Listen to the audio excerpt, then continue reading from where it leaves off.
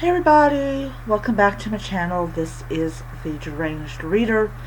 On this channel I do horror book hauls, horror book reviews, horror movie reviews, and so much more. If it's horror, I talk about it, and I do a video about it as well. Alrighty, so yesterday I picked up another horror book, and it's entitled The Winter Spirits, and this is a collection of short horror stories that are supposed to take place during the winter time. I thought this would be a really great book to read during the winter time. So what I have decided to do is to basically, on the 2 days that I have off, I will read a story, and then I will do a review of that story, and then at the end of the book I will do an overall review of the book and all that. So the first one that I read was hosted by Kiran, Millwood, Hargrave. Okay. Alright. So, have you ever read a story where a family is so obsessed over a dead child that they will get another child taken with them to force the spirit of a dead child into the living? Well, if you haven't, or to the back if you have, then you know what Host is about. So Host is basically about this little girl called Mary. She lives on an island with her brother named Abel. Her name is Mary, so Mary and Abel. And they live together. And I believe there is a mother. I believe there's a mother. I'm not exactly sure. It took me about 30, maybe close to about a little over half an hour to read the story, and it's a very slow story. So there's a guy on the island called Azrael. Probably mispronouncing the name. He is this wealthy man who lost his daughter named Clara, and so he decides to acquire a child.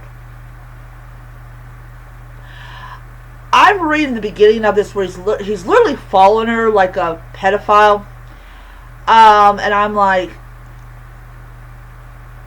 why is he following her? Like, what is the point of following this child? And we find out why. He is there to acquire her. That sounds so nasty. It just does. So after he acquires the child goes to live in this like fancy house that has like draperies and stuff like that, and they decide to chloroform her. They give her broth that's got something in it, so she can't fight back. They chloroform her. They do a freaky ritual that does not work, and at the end, our creepy guy dies in a fire. I found it to be very disturbing, the idea that they needed to acquire a child for this ritual. And I'm like, it's like everybody's creepy, weird. I think the lady of the house is even weirder than the guy, Azrael. I like, you have this other woman called Violet who's kind of like, she doesn't like this, and Azrael considered her to be a weak link. I didn't know morality was so weakly. I'm like, what the hell am I reading? I'm like, the host is seriously disturbing in its nature. It is seriously disturbing in its nature of acquisition of a child. She is wanting her brother, and they're like, oh, no, no, no. And the doll, it's a China doll, and the face cracks. The ending was weird. The whole story was weird, but I guess that's the point. Alright.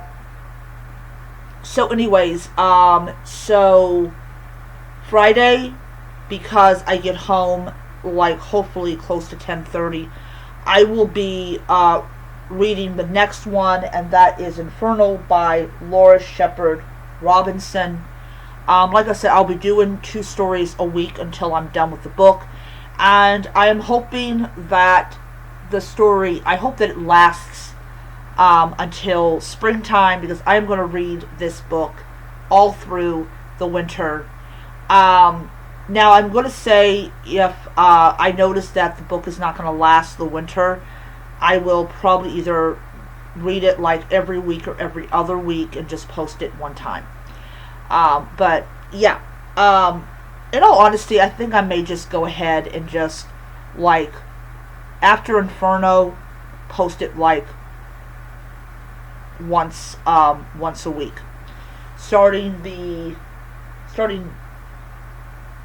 next month. Okay, so that's my video, and I'll see you guys around. So until next time, stay spooky, stay scary, and continue to read your horror books. Bye.